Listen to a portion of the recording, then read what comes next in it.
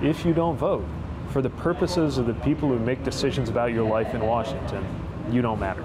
South Bend, Indiana Mayor Pete Buttigieg knows a thing or two about youth engagement in politics. At 29 years old, he became the youngest mayor of a city with at least 100,000 residents. Since then, he's run for chair of the Democratic National Committee. Now, at 36 years old, he's one of the party's rising stars. And he is cautiously optimistic that the outpouring of energy from young people under President Donald Trump will translate to the ballot box this November. So what I've observed, especially as I look at a lot of congressional campaigns, whether it's our own or some of the others around the country we've been helping on, what you see is a lot of young people who are volunteering, knocking on doors, getting engaged, which is the best predictor of whether that generation is actually going to vote too. Yeah. Historically, younger voters underperform, right? But the way in which you've seen people activated this cycle, I think, does mean it has the potential to be different. One of the safest bets in politics has been that the under 30 crowd does not turn up on Election Day. 18 to 29-year-olds have by far the lowest voter participation rates. About 46% voted in 2016 compared to about 61% of the total electorate. And while voting among all age groups decreases in the midterms, that's especially true for millennials.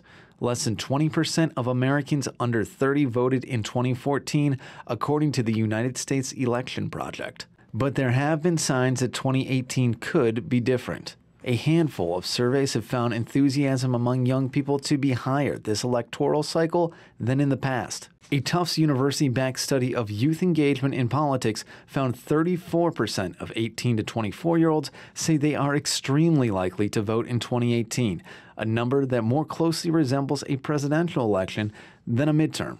And they have ranked the top Senate and gubernatorial races where young people could have the biggest impact. On the list is the Indiana Senate race. 17% of that state is between 18 and 29, and more than one-third remain in-state for college. The contest between Democratic incumbent Joe Donnelly and Republican Mike Braun will be pivotal in determining which party controls the Senate. Are you guys going to vote? Or of course. Yes. Now, are your friends going to vote? Yeah. Which friends? I don't know if they'll be my friends if they don't vote. Yeah. College Democrats at Indiana University say they have seen a spike in interest from their peers. Their voter registration efforts throughout the fall have gone well, similar to trends seen around the country in the lead up to November. With the election of Trump and all of that has gone on since then, I actually have friends who never, ever cared about politics at all, probably couldn't tell you who their representative in Congress was, are now asking me how to vote, what issues should they look into. That type of enthusiasm is why national groups like Acronym are engaging young people. Dear young people, don't vote. Don't vote. Everything's fine the way it is. Trump, that was us. He's our guy. The progressive nonprofit's Knock the Vote campaign is focused on turning out young and minority voters who aren't typically courted by political parties. We didn't see anything like we're seeing now. So we have seen unbelievable engagement with the ad content online. We have seen thousands and thousands and thousands of young people register. And there's a reason so much of the focus on getting young voters to the polls has been on the left. Democrats enjoy a 27-point advantage among millennial voters, according to Pew. But young Republicans say there is a wave of support that could lead to some surprises this November, just like it did 2 years ago. Is there real enthusiasm with young people, Republicans, that maybe people don't see?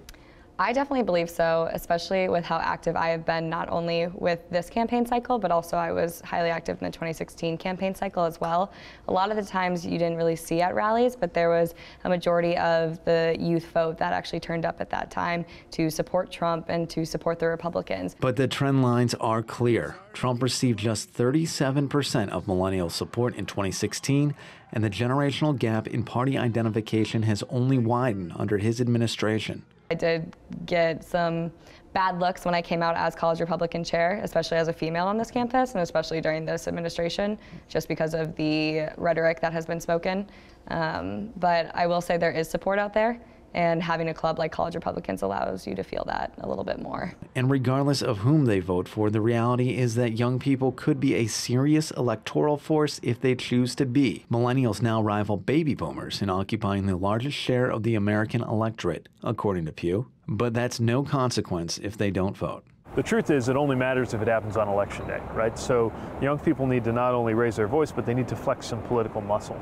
And that's about to be tested. And so much depends on whether a new generation can establish itself as an electoral force. If they do, I think everything else starts to change.